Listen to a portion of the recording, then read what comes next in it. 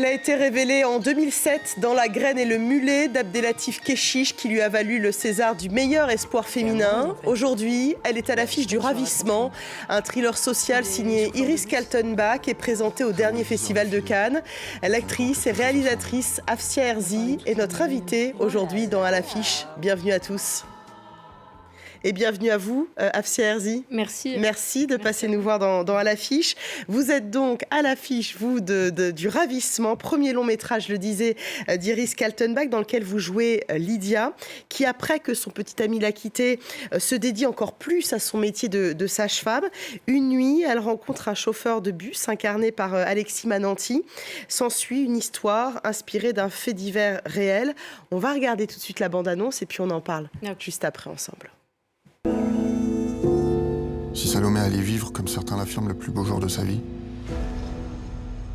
qu'allait-il se passer pour elle? Faut que t'arrêtes de m'envoyer des textos. Je cherche rien de plus. J'ai besoin de retracer cette histoire dans son point de vue, dans l'espoir de reconstituer le vrai visage de Lydia. Salut Milous. C'est ta fille? Tu te souviens de la nuit qu'on a passée ensemble? Tout commence ici.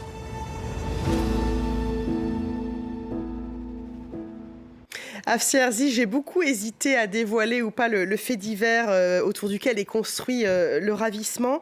Bon, j'ai décidé de ne pas trop entrer dans les détails. On va simplement dire que cette sage-femme, dévouée à son travail, est en mal d'amour et qu'elle va commettre l'irréparable après que sa meilleure amie devient maman.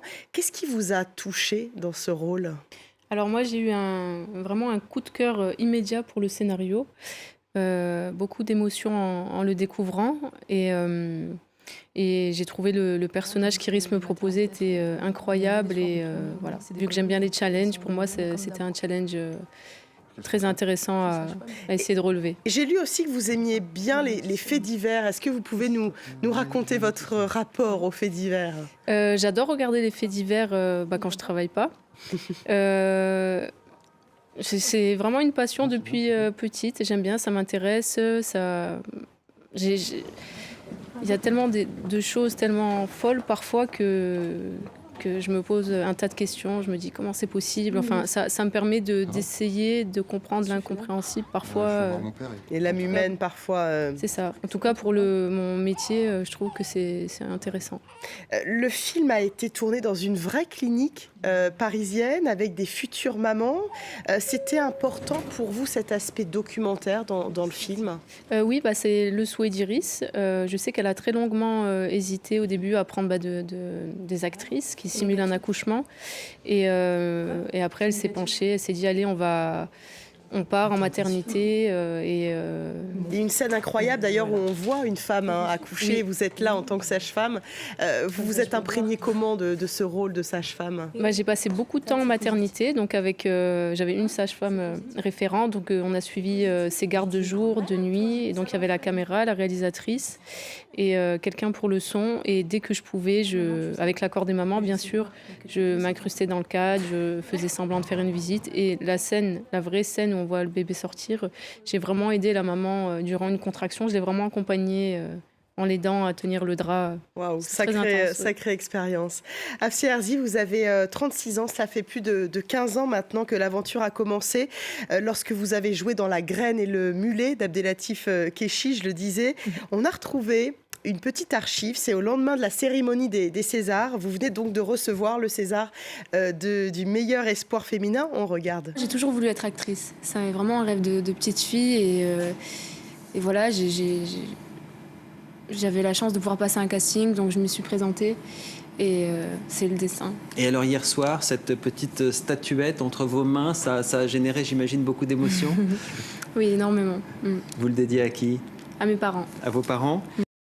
Vous aviez 18 ans à peine à l'époque, je crois. Ouais, ça passe, ce n'était pas du tout un milieu que vous connaissiez. Qu'est-ce que ce film a changé pour vous ? Ça a tout changé. Ça m'a permis de réaliser mon rêve qui était de faire du cinéma. Ça m'a permis de gagner avec le temps ma vie avec le cinéma, avec ma passion.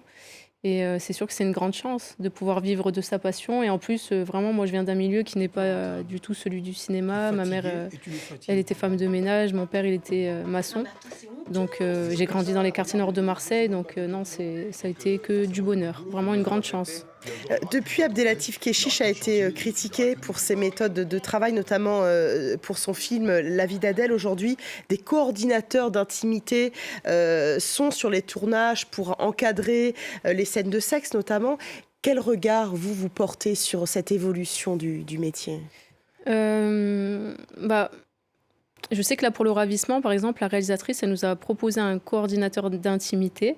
On a refusé avec Alexis parce que on n'en avait pas... Enfin, on se sentait pas trop... on n'avait pas vraiment l'utilité de ça.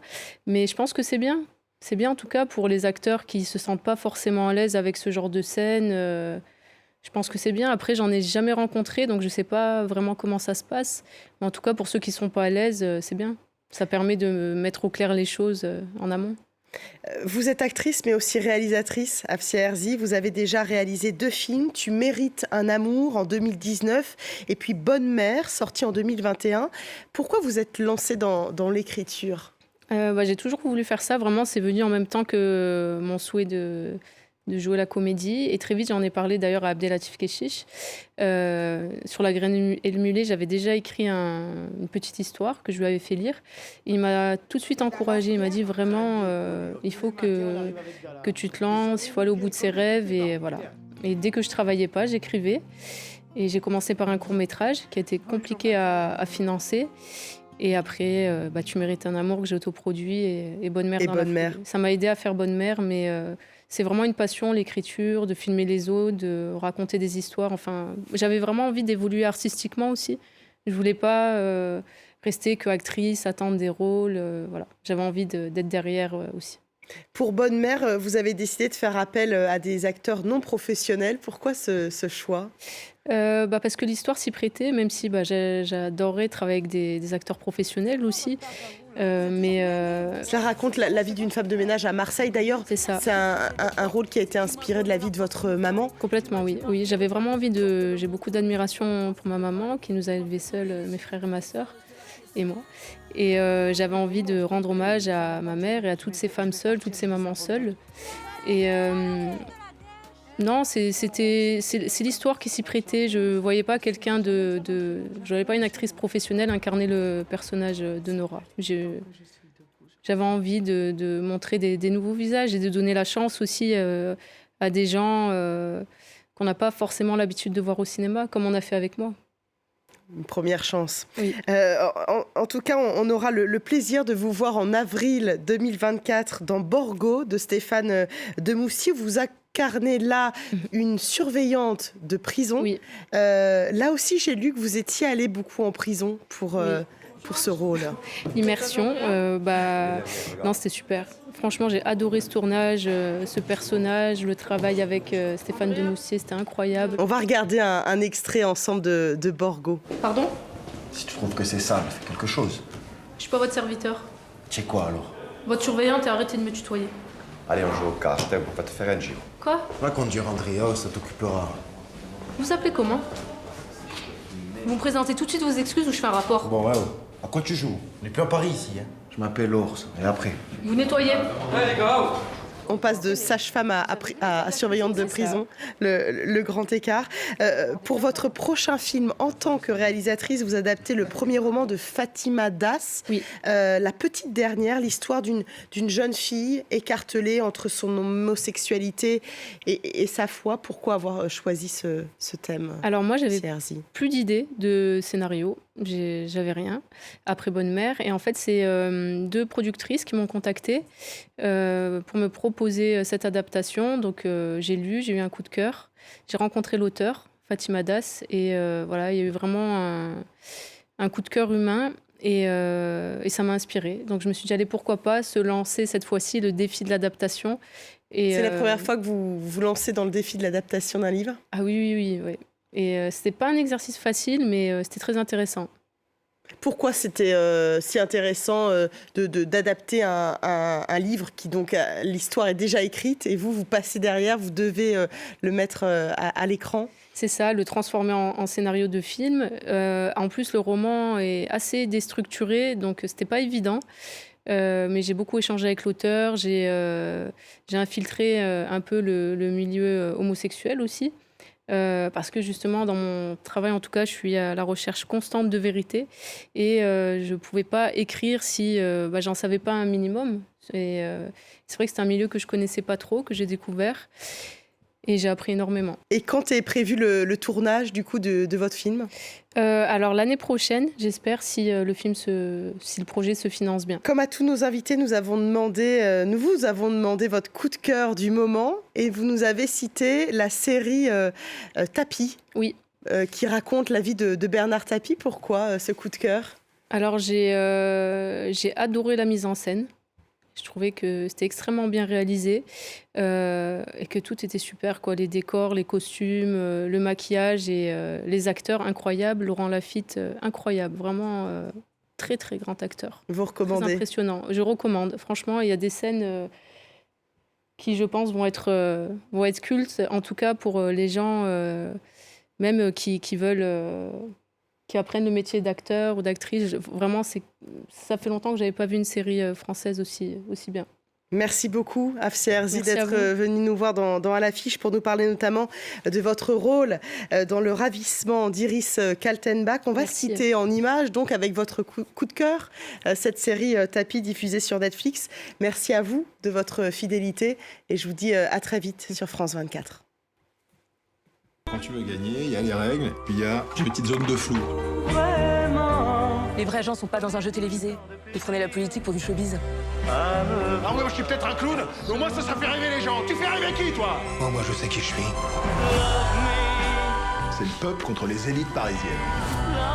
Mais c'est quoi ton idée? C'est de mettre en danger notre famille et tout ce qu'on a construit? J'ai encore des choses à offrir à ce pays. Si je gagne cette finale, ils seront à mes pieds.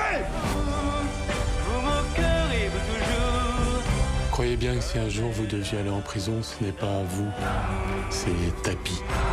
C'est le mythe.